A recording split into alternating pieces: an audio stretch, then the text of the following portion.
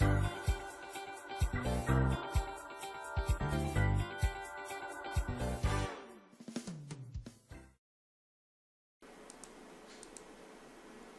کواdraتی داریم x کواdraت مینوس x جمع 2 و از اینجا ما باید جمع ریشه ها رو یابیم x یک جمع x رو یابیم. البته که شما میتونید دیسکریمینانت استفاده برده کار کنید الوید x یک رو به x رو یابیم و بعد جمع کنید، لیکن روی آسان است. ممکن دانید ممکن نه، تئورم ویت است. روی آسان است، فقط کوفیسینت ها رو دانسته در مدل کواdraتی ما درباره جمع و اساساً درباره جمع و ضرب ها چی بودنش رو گفته میتونیم. یعنی بیاین یا برو نویسم. اگر ما مدل کواdraتی داشته باشم، مثلا گویم که با کوفیسینت ها می‌نویسم ax کوادرات جمع bx جمع c برابر 9.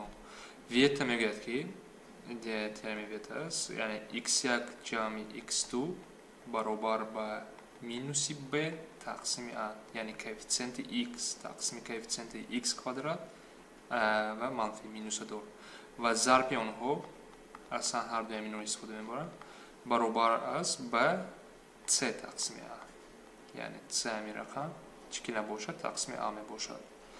اینها اگه جای افتن از البته که از دیسکریمینانت وقتی که جمع کنین از روی فرمول رفته جمع کنین ضرب کنین همین ifade ها رو میابین. بیاین از اکنون در این مثال استفاده بریم. در اینجا اگر ما چی داریم x کوادرات مینوس 3x جمع 2 از روی فرمول عمومی در اینجا a چی است؟ کوفیسینت x کوادرات a برابر 1 است. کوفیسینت x b یعنی مینوس 3 است و آخران عدد چی است؟ 2 است.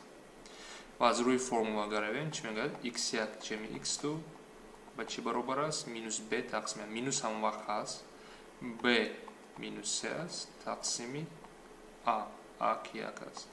از اینجا میبینیم این تقسیم مینوس است، مینوس مینوس پلوس میشه، یعنی جواب ما پلوس 3 میشه، یعنی 3 خودش.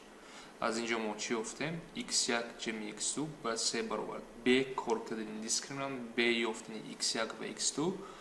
ما نمیدونیم x1 و x2 چی است، لیکن من میدونم که جمعشون با چی برابر است؟ با 3 برابر، یعنی ویت تئورم ویتش من همین میگه. به شما درباره x1 و x2 معلومات نمیده، لیکن درباره جمع و ضرب معلومات داده میتواند.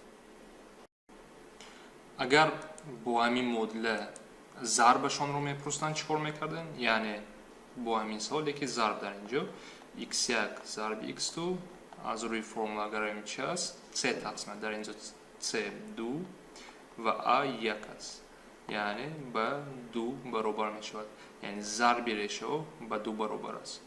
یعنی همین سوال اگر جای جمع ضرب رو می‌پرسید هم خیلی کار میکرده.